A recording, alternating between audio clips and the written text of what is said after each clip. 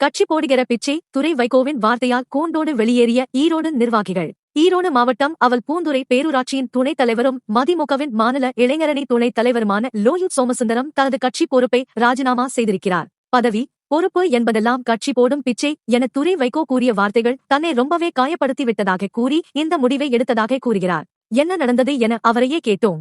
துரை வைகோ: கணேசமூர்த்தி. மறைந்த ஈரோடு கணேசமூர்த்தியின் நினைவு நாள் கடந்த மாதம் 28ஆம் தேதி வந்தது.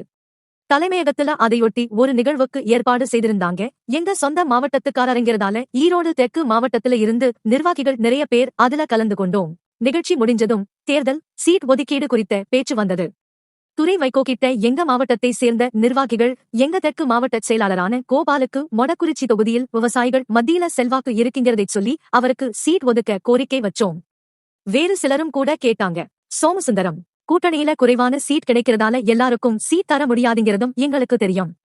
ஆனாலும் கோரிக்கைதானேன்னு கேட்டோம். தலைமை இடத்துல இருக்கிறவங்க எப்படி நடந்துக்கணும்னு ஒரு நாகரிகம் இருக்கில்லையா? சீட்டுக்கு வாய்ப்பு இல்லை, பிறகு பார்க்கலாம், இப்படி ஏதாவது சொன்னா சமாதானம் ஆகி போகத்தான் போறோம். ஆனா அவர் எடுத்த எடுப்பிலேயே பதவி பொறுப்பு எல்லாம் கட்சி கொடுத்தா வாங்கிக்கணும், இல்லாட்டி பேசாம கடந்து போகணும். பொறுப்புங்கிறது கட்சியா பார்த்து போடுகிற பிச்சைன்னு கடினமான வார்த்தைகளை பயன்படுத்தினார். நாங்க ஒரு 30 பேர் அந்த இடத்துல இருந்தோம். அந்த ஒரு நிமிஷம் எங்களுக்கு என்னவோ போல் ஆகிடுச்சு. ரொம்பவே காயப்பட்டுட்டோம் எல்லாரும். அதுக்கு மேல அந்த இடத்துல எந்த ஒரு பேச்சும் பேசாம ஊருக்கு கிளம்பிட்டோம். ஊருக்கு திரும்பினதும் மத்த நிர்வாகிகள் கிட்ட நடந்தே சொன்னதும் அவங்களுமே ரொம்பவே நொந்து போனாங்க. இருந்தாலும் தேர்தல் சமயத்துல எந்த ஒரு முடிவையும் எடுக்க வேண்டாம்னு வருத்தத்தை உள்ளுக்குள்ளேயே பூட்டி வச்சுட்டு கட்சி அறிவிச்ச செந்தில் நாதன் வெற்றிக்காக தேர்தல் வேலை செய்தோம்.